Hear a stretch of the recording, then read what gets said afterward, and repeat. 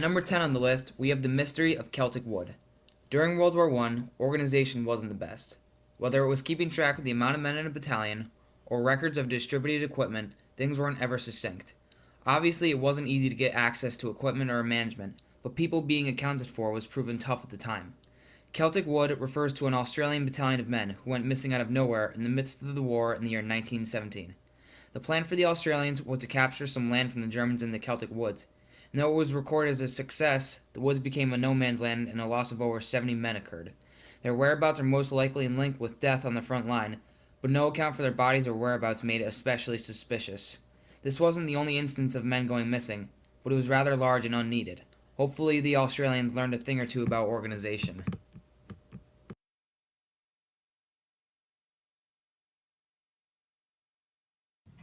In 1923, in October, Hitler and his 3,000 followers tried to take over a key government building.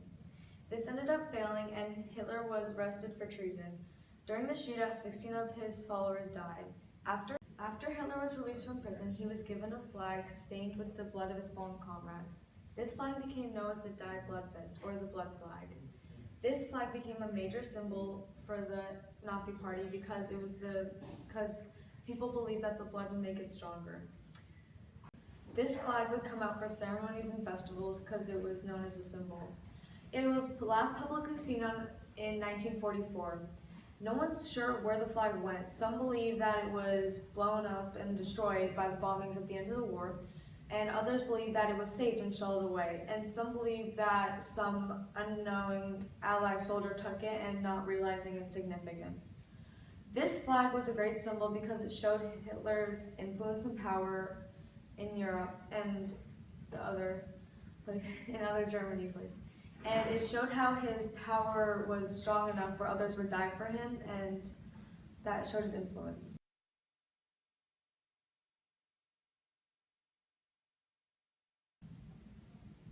On December 7, 1941, the Japanese attacked the U.S. at Pearl Harbor. The U.S. took its most devastating loss, losing over 1,000 men, 4 battleships, and injuring 2,400. The planes used by the Americans were called Curtiss P-40 Warhawks. Just over a year later, on December 8, 1942, a single plane was flying towards the U.S. from the direction of Japan. As you can imagine, this would cause much panic and hysteria from the U.S. population. 2 American pilots were sent to intercept the plane right away. When they closed in, they saw that it was a P-40 with markings that had not been seen since Pearl Harbor. The plane had many bullet holes, and the pilot's flight suit was covered with blood. It was said that he waved to the 2 pilots before he crashed. When troops got to the crash site, there was no pilot and no trace of who he could have been. The only evidence was a journal that reveals that the plane left from Mindanao, 1,300 miles away. The only explanation is that the plane crashed and the pilot survived in the wild for a year and flew home over enemy territory. But the plane had no landing gear to take off with, so there was no explanation for how it got in the air.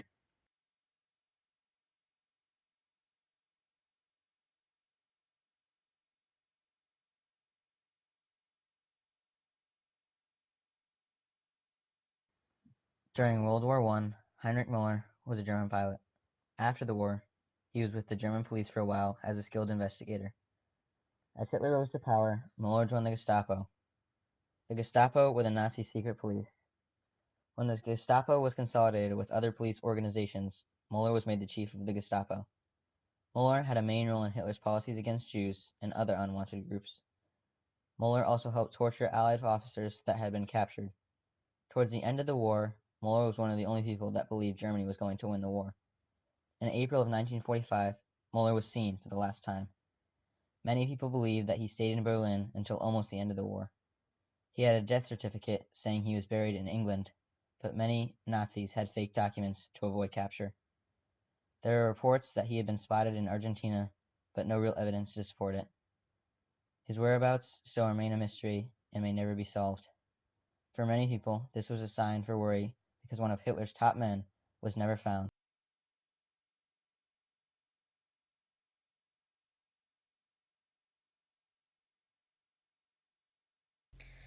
This weapon was called Die Glock, German for the bell. It was said to resemble a giant metallic bell, hence the name, approximately 2.7 meters wide and 4 meters high.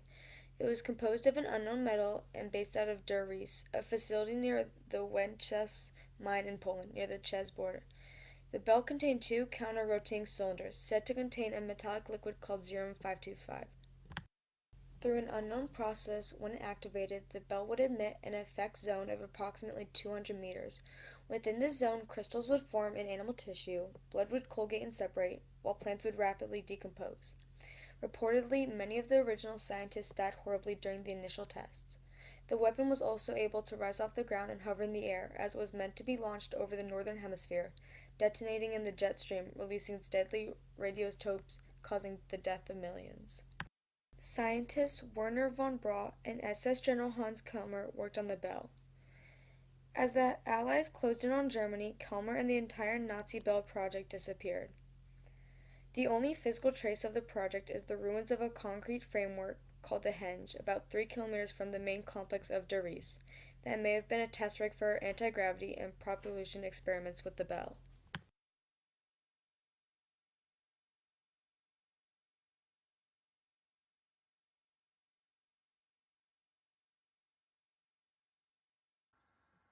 Operation Mincemeat was a plan to help the U.S. invade the Italian island of Sicily. The Allies created fake secret documents saying that they were planning to attack in Greece. The documents were put in a suitcase and on a dead body that was to be dumped into the Mediterranean. The Allies were hoping that the Germans would recover the body and think that the Allies were going to attack in Greece instead of Sicily. The plan was successful and the Axis troops were moved to Greece. This was important because the Allies might not have been able to take Sicily with the Axis troops there. The question remaining is who was the dead man used for the operation? One theory is that it was a homeless man from Wales, but the dead body was in military shape, so it could not have been a homeless man. We may never find out who the man was, but he will be looked at as a hero by many around the world.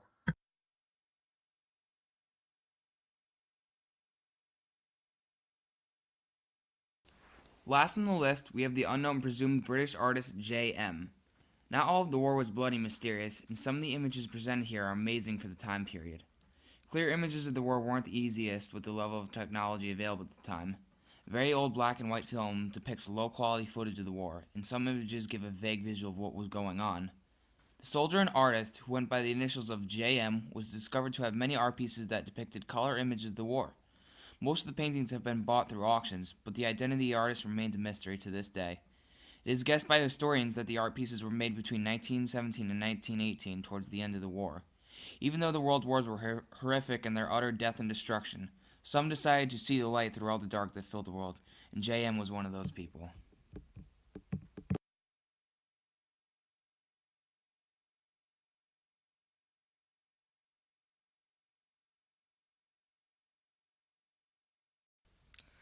A young man from London was just 14 when he signed up to fight. Lying about his age to join the military, his first deployment was to northern France in 1914, where his unit was one of those tasked with stopping the German advance through Belgium.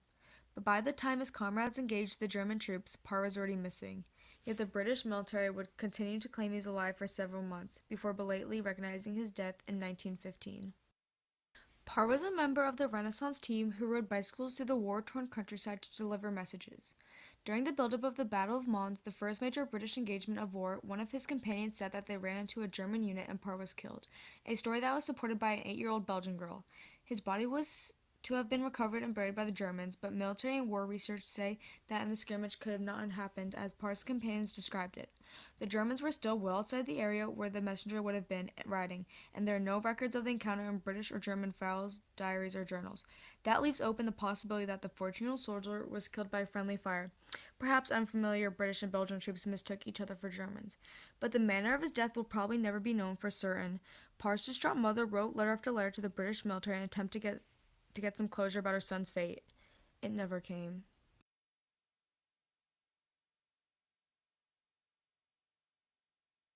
The death of Subhash Chandra Bose. Bose was the leader of the Indian nationalists during World War II and opposed British rule to the point of seeking aid from both Nazi Germany and Imperial Japan.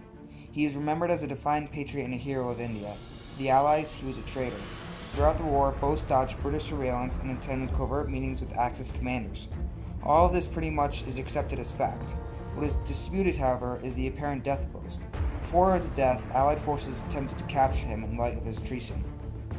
According to reports, on August 18, 1945, a Japanese Air Force bomber took off bound for Tokyo. On board the bomber was boasting 12 other passengers and crew, including a high-ranking Japanese general. Soon after takeoff, the plane crashed in Japanese Taiwan. The Japanese report his body was immediately retrieved, cremated, and taken to a temple in Tokyo. Many believe that those aren't his ashes in Tokyo, and that Bose escaped the war, living out his life in secret.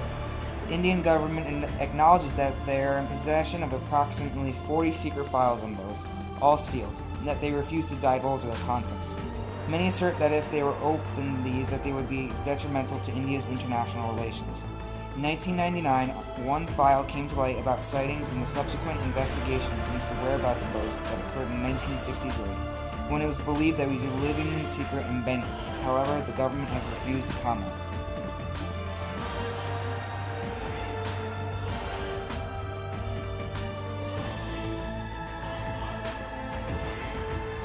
Mystery of Adolf Hitler. This is a kind of mystery that's kind of disregarded and not really well defined. Adolf Hitler's body after the war was said to be picked up by the Russians, but after DNA evidence was given to the Americans, it was confirmed to be actually a girl.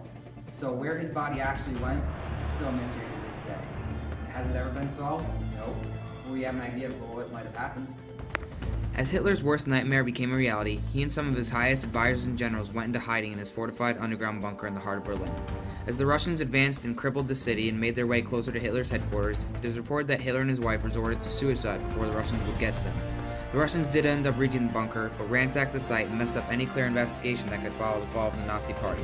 Hitler's body was said to have been recovered, but rumors of him going to Argentina and not having clear DNA evidence made it suspicious nonetheless.